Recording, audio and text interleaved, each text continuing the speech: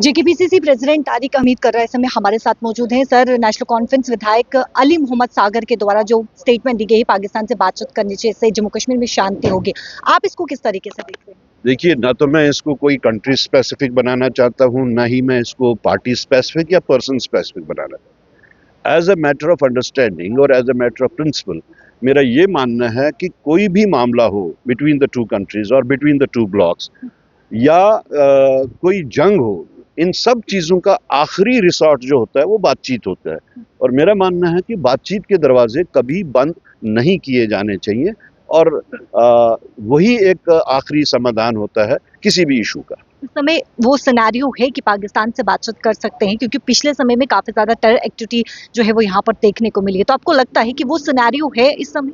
एक साइड से अगर टेरर एक्टिविटी हो रही है तो पूछा जा सकता है गवर्नमेंट ऑफ इंडिया से कि आप ट्रैक 2 चैनल पे फिर पाकिस्तान से क्यों बातचीत करते हैं, क्यों दूसरे मुल्कों में जाके at the highest of the highest level पे ब्यूरोक्रेसी की बातचीत करते हैं, और क्यों उधर के ऑफिसर्स यहाँ आके आपसे यहाँ के ऑफिसर से बात करते हैं। ट्रैक 2 अगर ऑन है तो बाकी बातचीत को वो क्यों पॉलिटिसाइज करने की कोशिश कर रहे हैं पॉलिटिकल लेवल पे।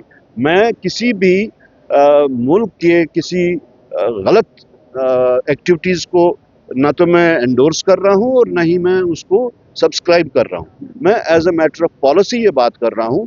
मेरे ख्याल में वो जो अगर ट्रैक 2 पे बातचीत कर रहे हैं वो एक सही बात है, और जो वो लोगों को जो फैला रहे हैं उनके दरमियान में वो टोटल रिटोरिकल पॉलिटिक्स है। अच्छा, प्रधानमंत्री नरेंद्र मोदी ने एक पॉडकास्ट के दौरान कहा कि जब भी बातचीत करने की हमने पाकिस्तान से कोशिश की, उन्होंने बैक स्टेप लिया है। मैं उसी का तो वो भी यही जवाब है। अगर बैक स्टेप उन्होंने किया है या किसी ने किया, फिर आप उनके साथ ट्रैक 2 लेवल पे क्यों बातचीत कर रहे हैं?